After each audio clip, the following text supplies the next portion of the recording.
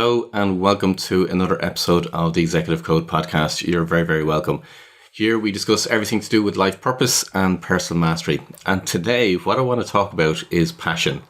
Now, in my line of business, I find quite often online or in social media, people talking about passion. And what they say is, go find your passion. What are you passionate about? And if you find what you're passionate about, well then turn that into your career, into your business, and that will help you to fulfill your life and fulfill your purpose. However, that's not exactly correct. And here's what's wrong.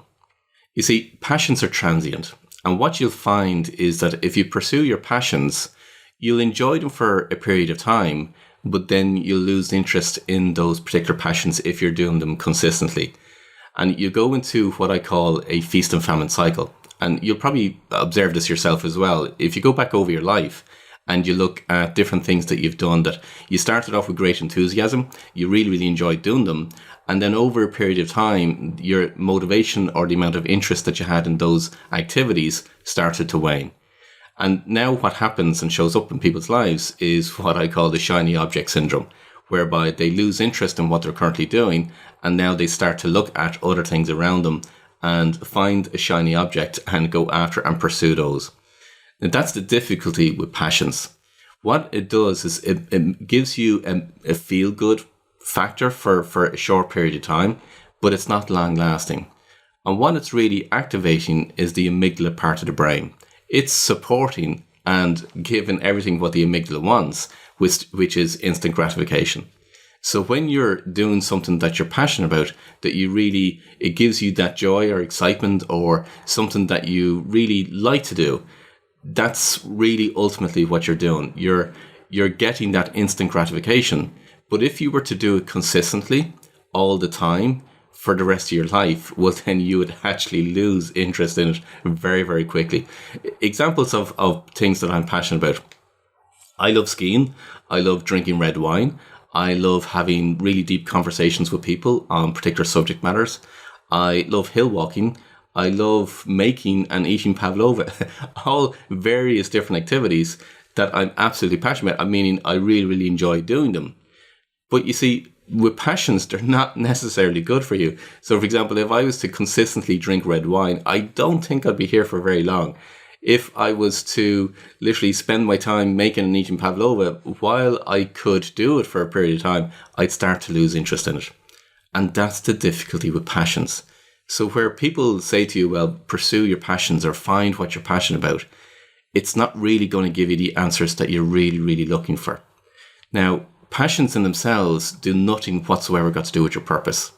So as you know, on this Executive Code podcast and the work that I do, it's all about discovering an individual's life purpose. And we can do that very, very easily. But one of the things that people talk about in trying to find what your life purpose is talking about passions. Passions in and of themselves have nothing whatsoever got to do with your life purpose. Think of passions a bit like hobbies. You enjoy doing them for a short period of time, but if you were to do them consistently, you will actually begin to lose motivation. So what is it that you do instead? Well, what I encourage my clients to do is find what your genius drivers are. And when you find your genius drivers, then you absolutely know what innately drives you in going forward. So what are your genius drivers? Well, your genius drivers are what gives you fulfillment. So think of it this way. Imagine that you've got 3 buckets sitting in front of you, and each one of those buckets represents a genius driver. What you want to do throughout your life and the activities that you want to do is to fill each one of those buckets. Each one of those buckets will give you fulfillment. It's what I call your genius drivers. So when you design your life, your business, your career around your genius drivers, that's when you're getting consistent fulfillment from the work that you're doing. You don't lose interest in it. You don't lose motivation because you're innately driven to actually fill those buckets. Hence the reason why I use the term your genius drivers.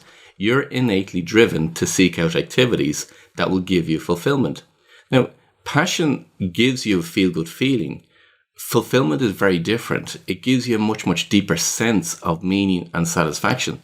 You'll still get the same emotions as you will when you're doing your activities in terms of your passions. So, for example, when I'm doing hill walking or I'm making a pavlova, and especially when I'm eating it, when I'm drinking red wine. All those emotions that you feel when you're doing those activities, you will still also feel them when you're doing the activities in line with your genius drivers. But it's a much, much deeper sense of joy and meaning and fulfillment that you get from when you're doing activities that are in line with your genius drivers. Because again, it operates on an unconscious level, and it's what actually gives you that fulfillment. Fulfillment is long lasting. It grows exponentially, meaning the more activities that you do in line with your genius drivers, that fulfillment gets bigger and bigger and bigger. So therefore, what you then tend to do is you want to do more of those activities. You don't lose interest in them. You will consistently want to do them. And that's what gives you the fulfillment. So over a period of your career or your business or your life, the more activities that you're doing in line with your genius drivers, the more fulfillment you're going to get. And hence, go back to the analogy of the buckets, the more you're filling those buckets. Now, examples of my genius drivers. So let me give you those examples, because that will maybe help you understand the difference between passions and genius drivers. So my genius drivers are advising, wisdom, and experiencing. So everything that I do in my life in terms of my business is all geared around each one of those three genius drivers. So advising, the vast majority of the activities that I do within my business is advising. Wisdom is literally something I seek out consistently on particular subject matter. And then experiencing are different activities that I will do.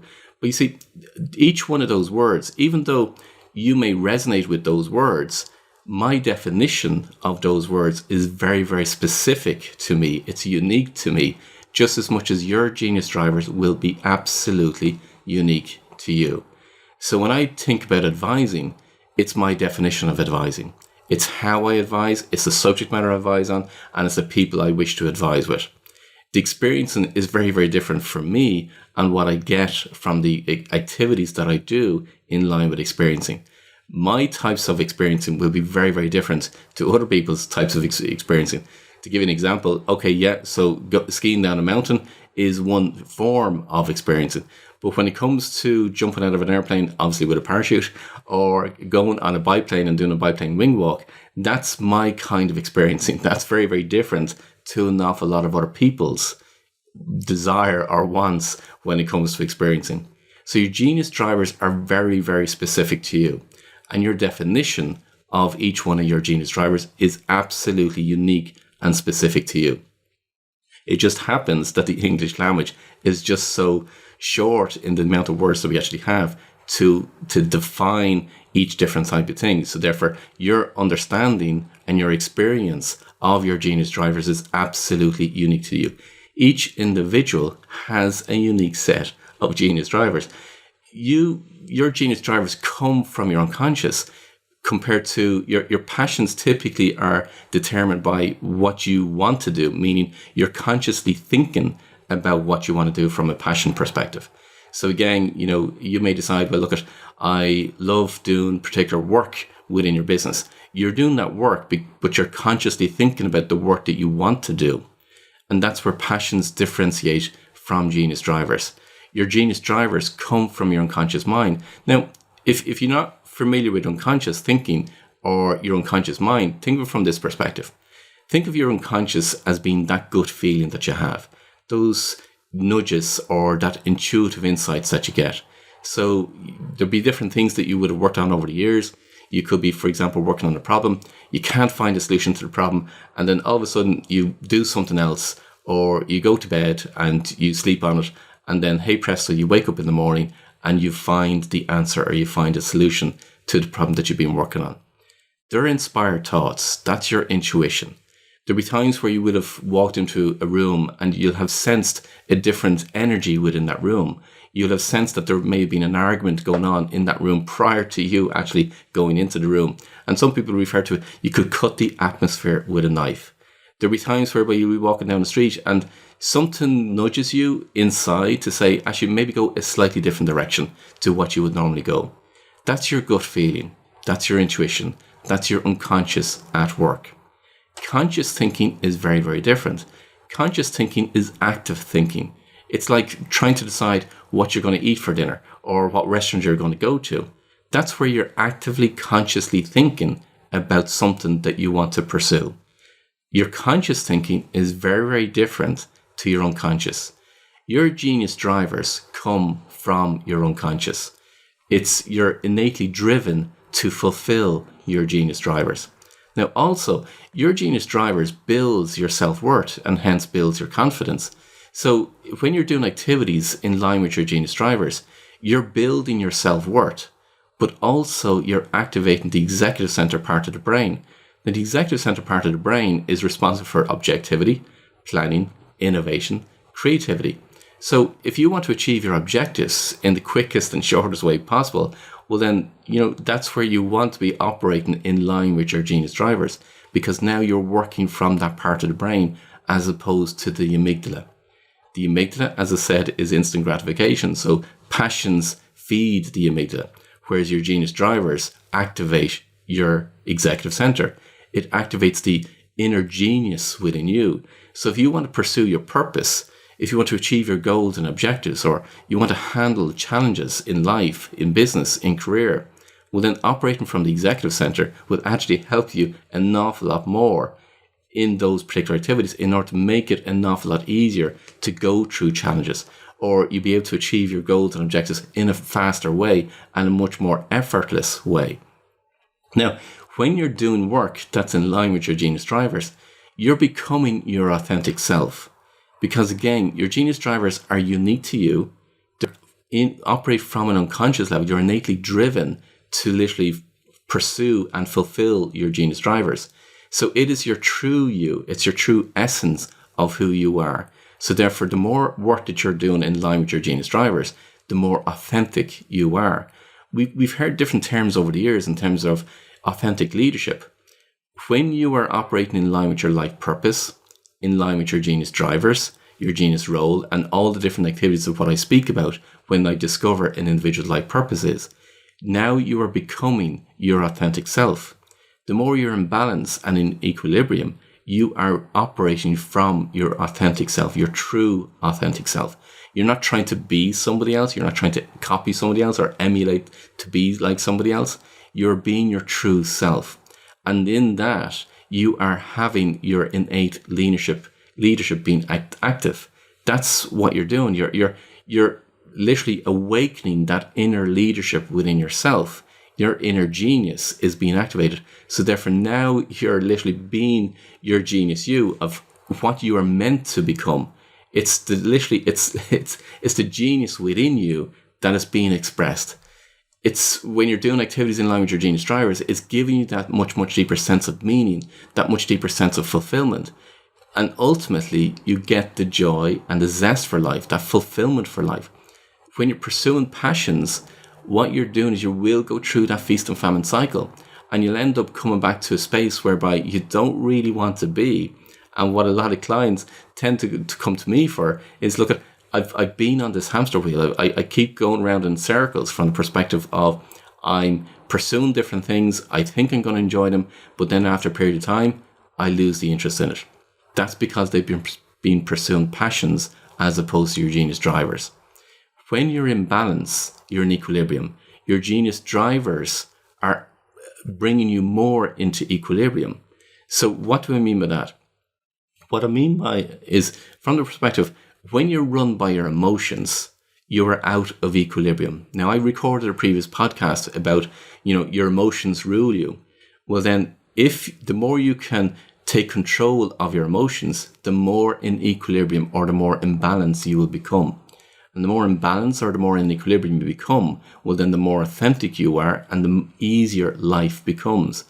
So emotions, consider from the perspective of, emotions will drive your feelings from the perspective of fear, shame, guilt, anxiety, pride, humble. All these kind of things will show up in your life.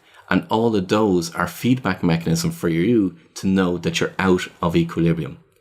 When you're doing activities in line with your genius drivers, you're bringing yourself more back into equilibrium or more back into balance. So therefore now you're not being controlled by your emotions.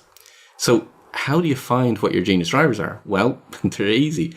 By asking a specific set of questions, we can find what our genius drivers are. We find the evidence in our life that's unconsciously we're being driven to, we're being innately driven to find what our genius drivers are, or to fulfill what our genius drivers are.